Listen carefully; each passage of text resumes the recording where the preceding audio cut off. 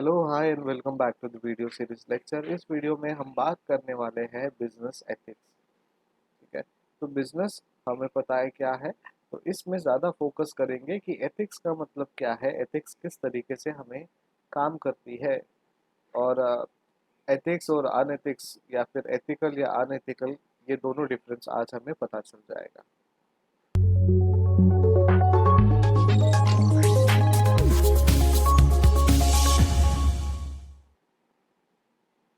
So in Latin languages ethics का मतलब है एथिकस।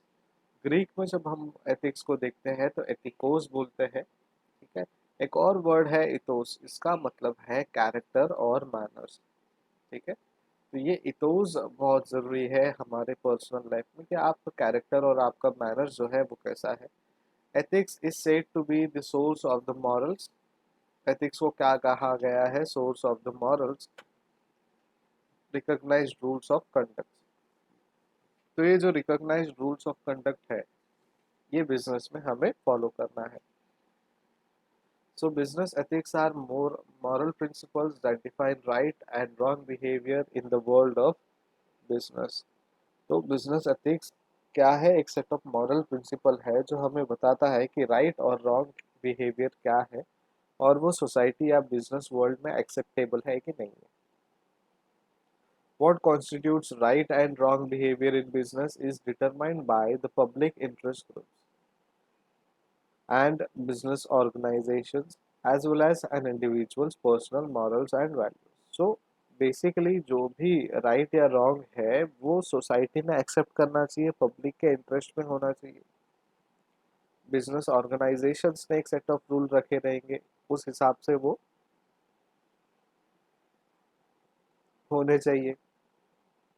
और साथ ही साथ जब इंडिविजुअल्स और पर्सनल मॉरल्स की बात करते हैं, वैल्यूज की बात करते हैं, तो वो भी एक इंटरेस्ट ग्रुप के हिसाब से बनते हैं। तीन टेस्ट यहाँ पे यूज करते हैं हम लोग अंडरस्टैंडिंग के लिए कि बिजनेस एथिक्स क्या है ऑर्गेनाइजेशन। तो test of agreement with the evidence. आप कुछ भी एग्रीमेंट करते हो या फिर एग्री करते हो तो उसमें एक एविडेंस होना चाहिए कि हाँ, ये इस तरीके से हम काम करते हैं। टेस्ट ऑफ इंटरनल कोहेरेंस होना चाहिए। और टेस्ट ऑफ इट्स कंपैटिबिलिटी, यानी कंपैटिबिलिटी होनी चाहिए आपके ऑर्गेनाइजेशन में। तीन टेस्ट बहुत इंपॉर्टेंट है बिजनेस एथिक्स में। और जब एथिकल परफॉर्मेंस की बात करते हैं, it means adhering to society's basic rules, यानी फॉलोइंग और एक्सेप्टिंग और fulfilling the society's basic rules that defines right and wrong behaviour. अगर आप एक किसी मीटिंग में बैठे हो और आप उस मीटिंग से बाहर चले जाते हो, लोगों को लगता है कि यार बिना कुछ बोले निकल गए, गलत बात है, इट्स अ रॉन्ग बिहेवियर। लेकिन आप जाते हो, वॉशरूम जाकर फ्रेश होकर आते हो, ठीक है, अब जब रिटर्न आते हो तो ये लगता है कि यार राइट, ठीक है, चलो वॉशरूम जाकर आए या फिर कोई इंपॉर्टेंट कॉल आ गया आपको। तो इस तरीके से हमें कुछ सोसाइटीज के बेसिक रूल है और वो बिहेवियर जो सही जो गलत है उस हिसाब से वो फॉलो करना। Major social challenges faced by business is to balance ethics and economics। जो मेजर सोशल challenges है जो बिजनेस फेस करता है वो क्या है कि बैलेंस करना है आपको एथिक्स और इकोनॉमिक्स को। ठीक है, इकोनॉमिक्स जब आती है यानी पैसा जब आता है तो बहुत सारे लोगों के होश उड़ जाते हैं और उनको लगता है कि यार कुछ ना कुछ तो हमें फ़ायदा होना चाहिए इस पैसे से। तो जब बिजनेस ऑर्गेनाइजेशंस के बारे में बात करते हैं तो वो तो करोड़ों में डील करते हैं, तो उनके लिए एथिकल होना बहुत ज़रूरी है। इसलिए कहा गया है society wants business to be ethical and economically profitable at the same time. तो एथिकल भी होना चाहिए, इकोनॉमिकली प्रॉफिटेबल भी होना चाहिए, लेकिन वो ऑर्गेनाइजेशन प्रॉफिटेबल होना चाहिए, कोई इंडिविजुअल प्रॉफिटेबल नहीं होना चाहिए। Three terms used to define ethics are right, proper, just. तीनों का मीनिंग क्या है? एथिकल ही होता है। देखिए, राइट यानी सही, प्रॉपर यानी एकदम ठीक से, बहुत अच्छे से, और जस्ट यानी जस्टिफाइबल। ठीक है, उनके अगेंस्ट में कुछ टर्म्स है, वो है bribery, theft and collision in business unethical practices. तो जब अनएथिकल प्रैक्टिसेस होता है तो ब्राइबरी, थेफ्ट और कोल्यूशन, ये 3 एक्टिविटीज होते हैं।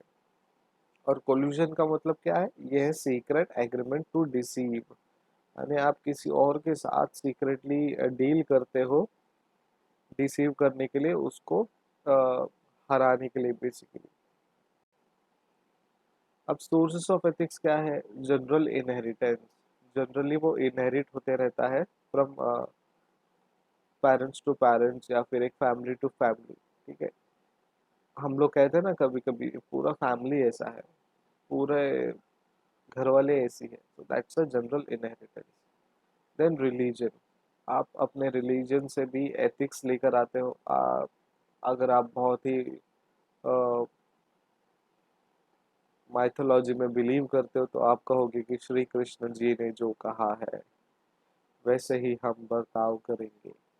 अगर आप हिंदू हो, मुस्लिम हो, क्रिश्चियन हो, जो आपके रिलीजन ने कहा है कि ये चीज़ सही है और ये चीज़ गलत है, तो वहाँ से भी आप एथिक उठा सकते हो, एथिक का इस्तेमाल कर सकते हो।